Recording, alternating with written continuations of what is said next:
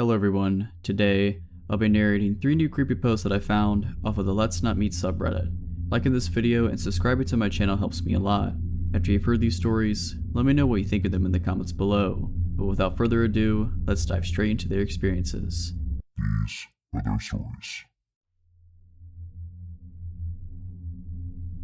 This story happened more than 10 years ago when I was still a student. A bit of backstory. As with most students, I was always broke and had a few ventures apart from my part-time job to bring me extra money. One of them was house and pet sitting. I have always had a love for animals, so when this couple contacted me to ask to house sit for them for the last few days before they returned for their overseas trip, as the last sitter had bailed on them and their 6-month-old golden retriever puppy would be alone, I jumped at the opportunity. The fact that they promised to pay me the full 2-week fee for staying there less than a week made it just more appealing. Little did I know how bad it would turn out. I got the details, got the keys from the agent, and headed over to the house as it was already after 5 p.m. and almost dark, as it was early spring. I got to the house, which was a really nice place, but it bordered a not so good area that was and still is prone to crime, house break-ins, robberies, etc. The first 4 nights went without a hitch, watching movies, jacuzzi, and just generally enjoying myself. The owners would have returned on the 5th day, fairly late at night. I went over to check on the dog. I got a call from them at about 10 p.m. saying their flight got delayed, so they're going to stay in a hotel and do the 3.5-hour drive back the following morning, and asked if I could sleep there again that night, which was fine. I was already there and had my overnight bag still in my car. I called my dad to let him know of the plans, as I was still staying with my parents, and he specifically asked what the address was. I normally did not give them details like that because I was old enough to look after myself.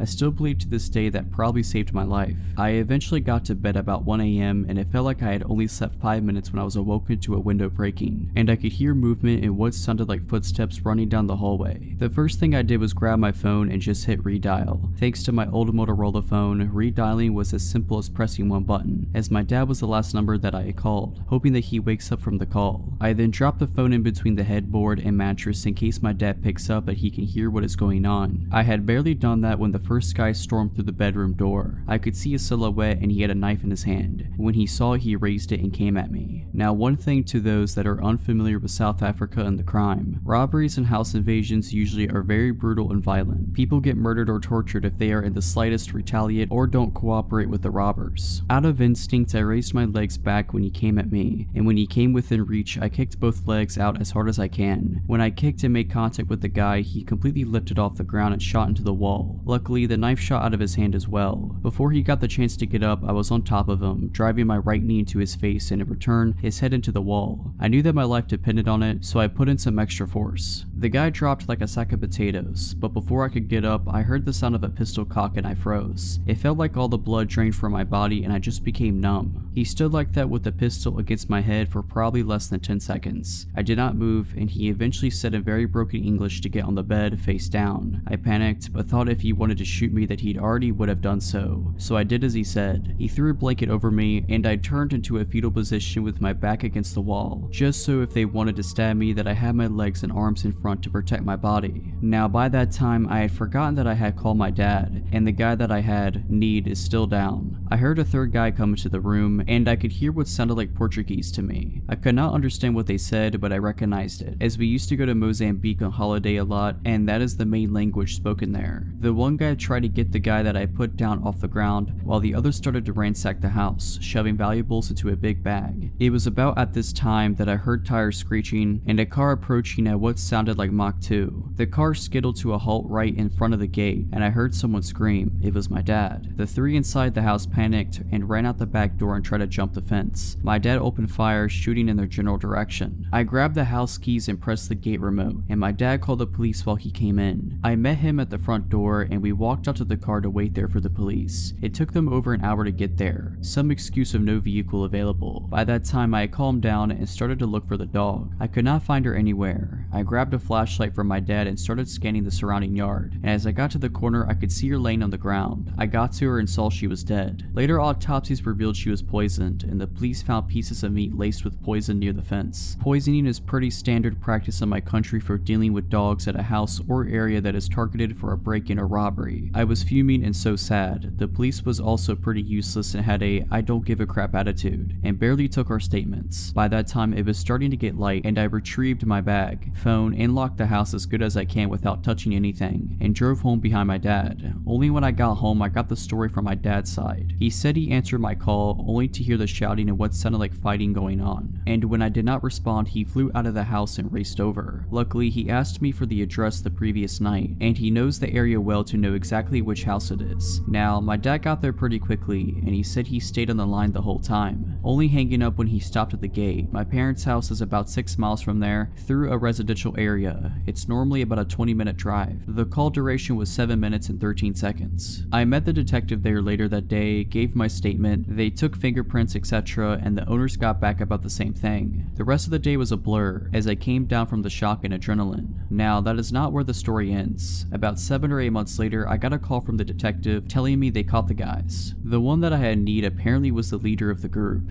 He had 4 counts of murder, I think 8 to 9 for attempted murder, multiple assaults, aggravated assault, over 100 house break-ins and robbery. I was shocked. The detective told me that if I had not taken him out first and fast that night, I would have definitely not gotten away so lightly. Now, this is also not where the story ends. 3 days later, I get another call from the detective saying that I should be careful as he had escaped from custody and they have not caught him yet. I was not worried too much as the robbery wasn't at my house and I had changed cars, so he would probably not find me. Also, I got my firearm license and carried my pistol on me 24/7. I did not hear anything after that until about 2 years later, when I saw the detective in the grocery shop. We started talking about the case, and she told me that he was killed during a home invasion. He broke into the wrong house, and the owner was waiting for him, pistol in hand. Shot him once in the stomach and one in the neck. This whole ordeal has made me more vigilant, heightened my situational awareness, and made me a little paranoid to double and triple check all doors, locks, etc. But I'm just glad that they were brought to justice.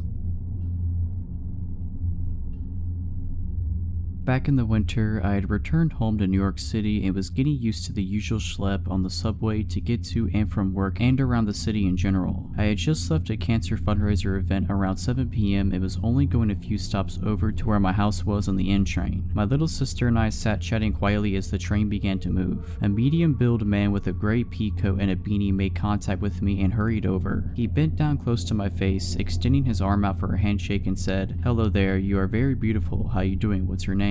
I sort of just recoiled back, giving him a confused, "what are you doing in my personal space" kind of look, shaking my head in a clear disinterest to make his acquaintance. All of a sudden, it was like a switch flipped and his previously sweet tone turned to an ugly rage. "You think you're better than everybody? Get out of your clown." He screamed at the top of his lungs, and I noticed everyone turning and staring in our direction. "Screw you anyway." He made a waving off gesture while I kind of just sat there staring at him wide-eyed, wondering what he was going to do next. His entire stance was very aggressive. He then stopped screaming and to my surprise made a direct pass to try the exact same thing on my sister who was right next to me. "Wow, you are beautiful too, can I shake your hand?" And he reached directly next to me to touch her. I extended my arm and said firmly, "Hey, leave my sister alone and back up out of our space." This guy smacks my hand out of the way. Now he's fully pushed my buttons. I stand up and realize I'm about eye level with him, so he must have been around 5'9", maybe 5'11" at most. "Don't touch my sister," I said, and I was officially heated. This part is a blur as I don't remember what he said when he pushed me and we began to scuffle, but I landed a very sweet uppercut on his jaw. This enraged him and he had me on my back within seconds, kicking me and screaming, "I will kill you." After what felt like an eternity, 2 good people of the subway had run up behind me and grabbed him off of me. I heard one guy say, "Leave her alone, dude," and when I looked up I saw several horrified passengers staring at us as we engaged in a full-on brawl. Adrenaline was pumping through my veins, so everything was bright and my vision was pinpoint and I felt numb. The conductor said something over the speakers about holding the train at the platform, and I stood there shaking as the guys threw him onto the platform and made a barrier between the platform and door as he attempted to get back into the car, clawing at the air and sputtering curses at me, staring me dead in the eye. The subway doors finally closed, locking him out. He pounded on the doors as though possessed by a demon, screaming so loud you could see every vein in his neck as he pounded on the glass. His eyes were so bloodshot they almost glowed red, and his voice was so loud it pierced through the entire car. "I will kill you." Then the subway car pulled away from the station. Someone pointed to the ground. He had dropped his cell phone in the altercation. It was unlocked. I found out everything I could about this crazed stranger. His name, his social media handle, saw all of his selfies, the fact that he had been trying very hard and was unsuccessful at getting laid. His text messages revealed he was a drug dealer of some sort. I suspected crack because of the prices, increments, and wording of the text, which would also kind of explain his violent outburst. I had seen my fair share of crazy in New York City, but it hadn't gotten this up close and personal in years. I was shook and emotional following the attack. I went to the police station with my aunt and uncle soon after to file a report. I gave them his full name and they said they had a lot of people in the system with the same name. I said, well, I have all the specific info I got off the phone. They said they couldn't use anything off the phone without a warrant. They ended up taking his cell phone from me and nothing ever really came of it, except for the huge bruise I had from getting a blunt kick to the thigh. An officer came by my house a few months later with some photos of extremely similar looking men, none of which I could confidently identify as my assailant. Haven't heard a single thing since I filed the report and I couldn't find the guy on social media again. I just hope the man is found and arrested.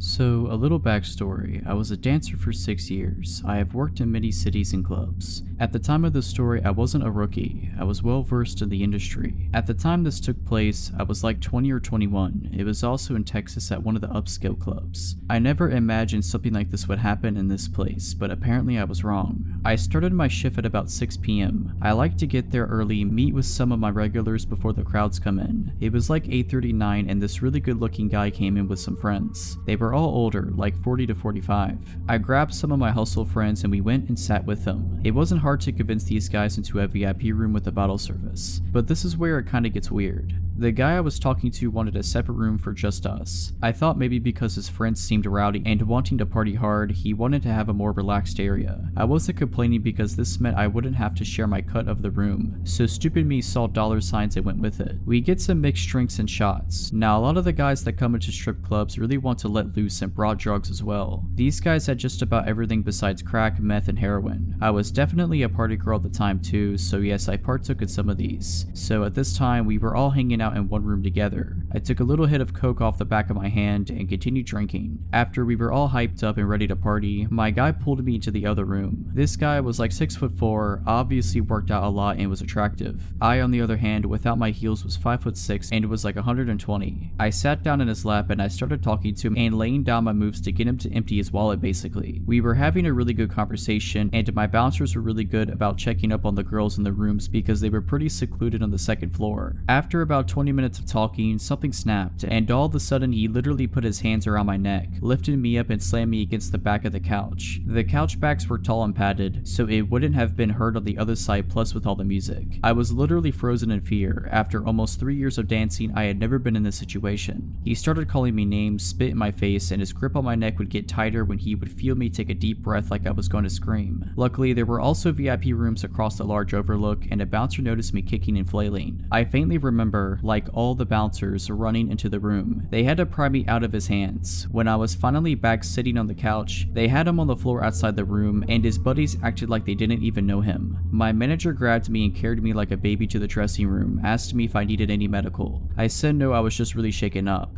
His buddies talked to my manager and basically gave me guilt money for that happening. Apparently he was going through a bad divorce and just snapped on me instead of his ex. Alright, so that's it. Hope you enjoyed this video. If you did, consider liking this video and subscribing to my channel. Let me know what you thought of these stories in the comments below. But as always, Have a nice day.